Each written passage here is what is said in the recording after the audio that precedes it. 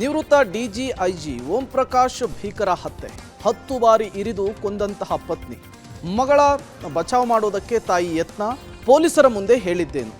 ಜೊತೆಗೆ ಓಂ ಪ್ರಕಾಶ್ ಪತ್ನಿ ಪುತ್ರಿಗೆ ಮನೋರೋಗ ಇತ್ತು ಅನ್ನುವಂತಹ ವಿಚಾರ ಕೂಡ ಗೊತ್ತಾಗ್ತಾ ಇದೆ.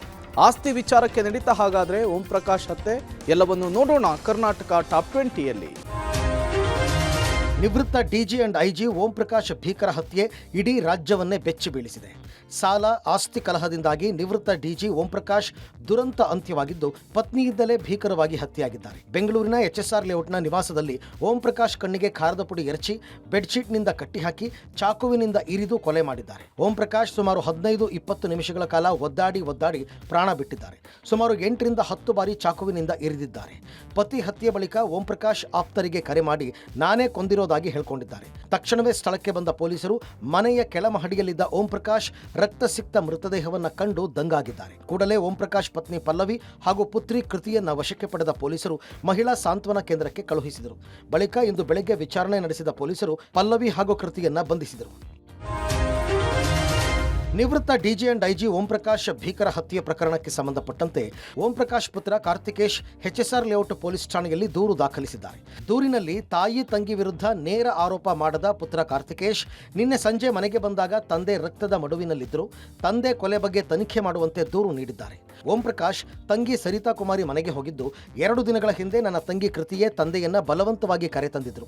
ತಾಯಿ ಪಲ್ಲವಿ ಹಾಗೂ ತಂಗಿ ಕೃತಿ ಖಿನ್ನತೆಯಿಂದ ಬಳಲ್ತಾ ಇದ್ದು ಪ್ರತಿನಿತ್ಯ ನಮ್ಮ ತಂದೆಯೊಂದಿಗೆ ಜಗಳ ಮಾಡ್ತಾ ಇದ್ರು ಅಂತ ಓಂ ಪ್ರಕಾಶ್ ಪುತ್ರ ದೂರು ದಾಖಲಿಸಿದ್ದಾರೆ. ತಾಯಿ ಹಾಗೂ ತಂಗಿಯೇ ಕೊಂದಿರಬಹುದು ಅಂತ ದೂರಿನಲ್ಲಿ ಉಲ್ಲೇಖಿಸಿದ್ದಾರೆ. ಏನು ನಿವೃತ್ತ director general of police Shri Om Prakash ಅವರು ಹತ್ಯೆ ಆಗಿದೆ, ಅದು ಅವರ ಶ್ರೀಮತಿಯವರು ಮಾಡಿದ್ದಾರೆ ಅಂತೇಳಿ ಹೇಳ್ತಿದ್ದಾರೆ. ಇನ್ನು ತನಿಖೆ ಮಾಡ್ತಾ ಇದ್ದಾರೆ. ತನಿಖೆಯಲ್ಲಿ ಏನು ವಿಚಾರಗಳು ಬರುತ್ತೆ ಅಂತ ಹೇಳಿ ನಾವು ಕಾಯ್ದು ನೋಡಬೇಕಾಗತ್ತೆ. ಮೇಡಮ್ ಒಬ್ಬ ಒಳ್ಳೆಯ ಅಧಿಕಾರಿ, ಒಳ್ಳೆಯ ವ್ಯಕ್ತಿ, ಈಗ ಈ ರೀತಿ ಆಗಬಾರ್ದಾಗಿತ್ತು. ಏನಕ್ಕಾಗಿದೆ ಅದೆಲ್ಲ ಕೂಡ ತನಿಖೆ ಆದಮೇಲೆ ಗೊತ್ತಾಗುತ್ತೆ. ನಿವೃತ್ತ IPS ಅಧಿಕಾರಿ ಓಂ ಪ್ರಕಾಶ್ ಕೊಲೆ ಪ್ರಕರಣಕ್ಕೆ ಸಂಬಂಧಪಟ್ಟಂತೆ ಪತಿಯನ್ನೇ ಕೊಲೆ ಮಾಡಿರುವ ಪಲ್ಲವಿ ಇದೀಗ ಮಗಳನ್ನ ಬಚಾವ್ ಮಾಡೋದಕ್ಕೆ ಮುಂದಾಗಿದ್ದಾರೆ. ನಾನು ಮಾತ್ರ ಹತ್ಯೆ ಮಾಡಿದ್ದು, ಮಗಳು ಏನೂ ಮಾಡಿಲ್ಲ ಅಂತ ಪೊಲೀಸರ ವಿಚಾರಣೆಯ ವೇಳೆ ಹೇಳಿಕೆ ನೀಡಿದ್ದಾರೆ. ಪತಿ ಹಾಗೂ ನನ್ನ ಜಗಳದ ವೇಳೆ ನನ್ನ ಮಗಳು ಸ್ಥಳದಲ್ಲಿ ಇರಲಿಲ್ಲ. ನಮ್ಮ ನಡುವೆ ಜಗಳ ಪ್ರಾರಂಭ ಆಗಿದ್ದ ವೇಳೆ ಮಗಳು ಲಿವಿಂಗ್ ಏರಿಯಾದಲ್ಲೇ ಇದ್ಲು. ನಾನು ಆಗ ಆಕೆಯನ್ನ 3ನೇ ಮಹಡಿಗೆ ಕಳುಹಿಸಿದೆ. ಆಕೆಯನ್ನ ರೂಮ್ನಲ್ಲಿ ಇರಿಸಿ ಲಾಕ್ ಮಾಡಿದೆ. ಬಳಿಕ ಲಿವಿಂಗ್ ರೂಮ್ಗೆ ಬಂದಾಗ ಮತ್ತೆ ಜಗಳ ಪ್ರಾರಂಭ ಆಯಿತು. ನಾನು ಮಾತ್ರ ಚಾಕುವಿನಿಂದ ಇರಿದು ಹತ್ಯೆ ಮಾಡಿದ್ದೇನೆ. ಮಗಳು ಇದರಲ್ಲಿ ಕೈ ಜೋಡಿಸಿಲ್ಲ ಅಂತ ಪೊಲೀಸರ ಮುಂದೆ ಹೇಳಿಕೆ ನೀಡಿದ್ದಾರೆ.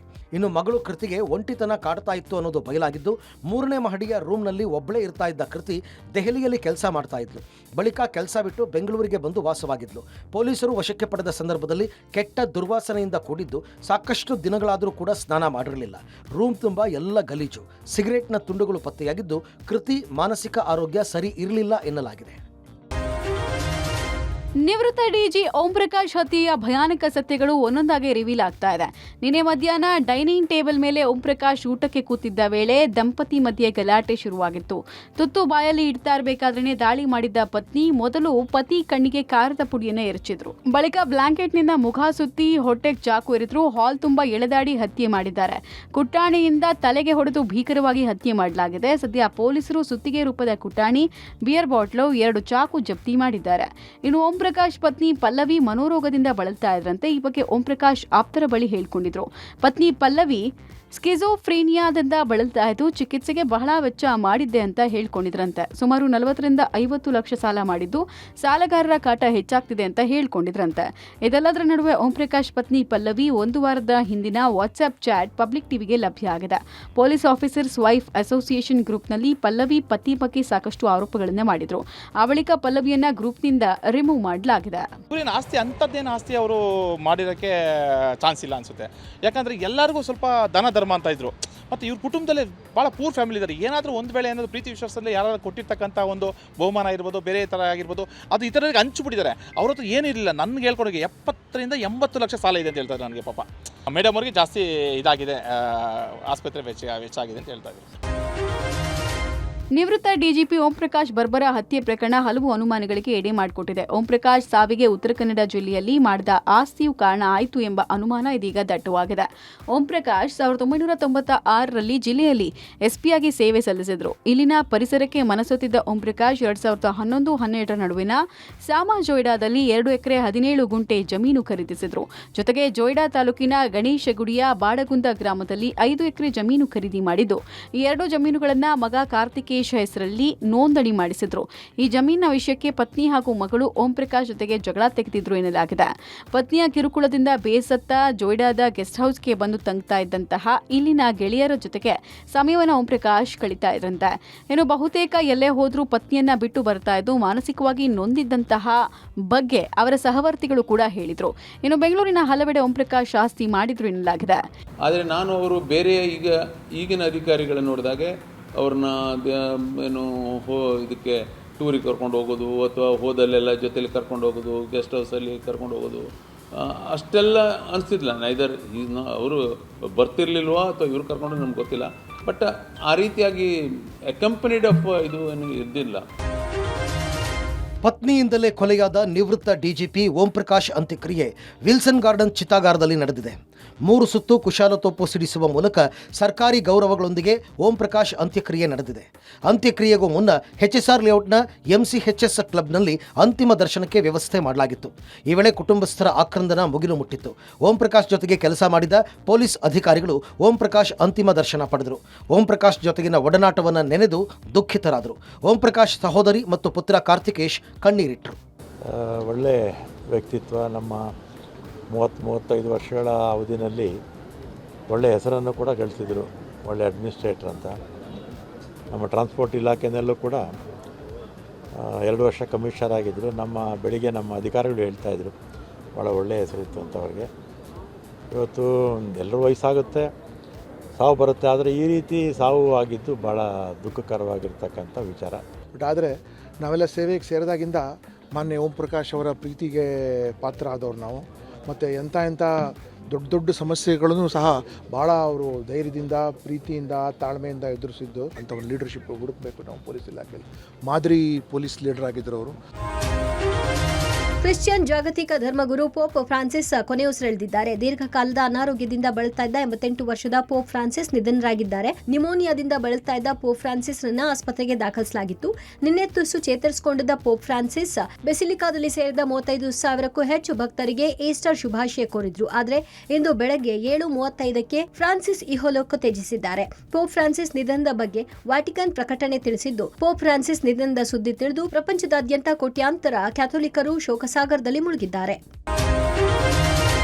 ಬೆಂಗಳೂರಿನಲ್ಲಿ ಪುಂಡರ ಹಾವಳಿ ಹೆಚ್ಚಾಗುತ್ತಲೇ ಇದೆ. ಸಿ.ವಿ. ರಾಮನ್ ನಗರದ ಗೋಪಾಲನ್ ಗ್ರ್ಯಾಂಡ್ ಮಾಲ್ ಬಳಿ ಪುಂಡರ ಗುಂಪೊಂದು ವಿಂಗ್ ಕಮಾಂಡರ್ ಮೇಲೆ ಹಲ್ಲೆ ಮಾಡಿರುವ ಆರೋಪ ಕೇಳಿಬಂದಿದೆ. ಪತ್ನಿಯೊಂದಿಗೆ ಏರ್ಪೋರ್ಟ್ಗೆ ಹೋಗ್ತಾ ಇದ್ದ ವಿಂಗ್ ಕಮಾಂಡರ್ ಆದಿತ್ಯ ಬೋಸ್ ಕಾರನ್ನ ಅಡ್ಡಗಟ್ಟಿದ ಯುವಕರ ಗುಂಪು ರಕ್ತ ಬರುವಂತೆ ಹಲ್ಲೆ ಮಾಡಿದ್ದಾರೆ ಎನ್ನಲಾಗಿದೆ. ಪತ್ನಿ ಜೊತೆ ಏರ್ಪೋರ್ಟ್ಗೆ ಹೋಗ್ತಾ ಇದ್ದಾಗ ದಿಢೀರಂತ ಹಿಂಬದಿಯಿಂದ ಬಂದ ಬೈಕ್ ಸವಾರ ಕಿರಿಕ್ ತೆಗೆದಿದ್ದಾನೆ. ಕಾರಿನ ಮೇಲೆ DRDO ಸ್ಟಿಕ್ಕರ್ ಅನ್ನು ನೋಡಿ ಕೆರಳಿದ ಬೈಕ್ ಸವಾರ ಕಾರ್ ಕೀ ಕಿತ್ಕೊಂಡು ವಿಂಗ್ ಕಮಾಂಡರ್ ಮೇಲೆ ಹಲ್ಲೆ ಮಾಡಿದ್ದಾನೆ. ಮತ್ತೆ ಒಂದಷ್ಟು ಯುವಕರನ್ನ ಕರೆತಂದು ಮತ್ತೊಮ್ಮೆ ಹಲ್ಲೆ ಮಾಡಿದ್ದಾರೆ ಅಂತ ಆದಿತ್ಯ ಬೋಸ್ ಆರೋಪಿಸಿದ್ದಾರೆ. ಈ ಬಗ್ಗೆ ವಿಡಿಯೋ ಮಾಡಿರುವ ವಿಂಗ್ ಕಮಾಂಡರ್ ಹಲ್ಲೆಯ ಬಗ್ಗೆ ವಿವರಿಸಿದ್ದಾರೆ. ಸ್ಥಳೀಯರು ಘಟನೆಯನ್ನ ನೋಡ್ತಾ ನಿಂತಿದ್ರು. ಯಾರೂ ಕೂಡ ನನ್ನ ನೆರವಿಗೆ ಬರಲಿಲ್ಲ ಅಂತ ಬೇಸರ ತೋಡಿಕೊಂಡಿದ್ದಾರೆ. ಈ ಸಂಬಂಧ ಬೈಯಪ್ಪನಹಳ್ಳಿ ಪೊಲೀಸ್ ಠಾಣೆಯಲ್ಲಿ ಪ್ರಕರಣ ದಾಖಲಾಗಿದೆ. Near Gopalan Grand Mall, just near C.V. Raman Nagar, suddenly from the right one bike comes and stops in front of our car. So I'll share the dashcam video also and it will be available in CCTV. Comes in front of our car, parks his bike and thereafter wearing a helmet, keys in his hand, comes in front of our car and starts saying you DRDO people and something in Kannada.